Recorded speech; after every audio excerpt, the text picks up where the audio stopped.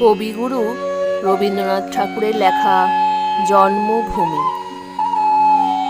সার্থক জনম আমার, জন্মেছি এই দেশে।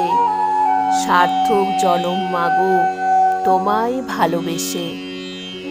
জানি নে তোর ধনরতন আছে কিনা রানীর মতন, শুধু জানি আমার অঙ্গ জুড়ায় তোমার ছায়া এসে।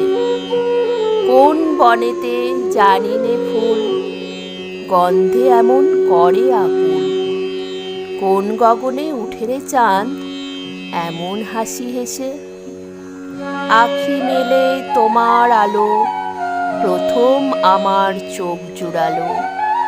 ওই আলোতেই নয়ন রেখে মুদব নয়ন শেষে। সার্থক জনম আমার, জন্মেছি এই দেশে। সার্থক জনম মাগো, তোমায় ভালোবেসে।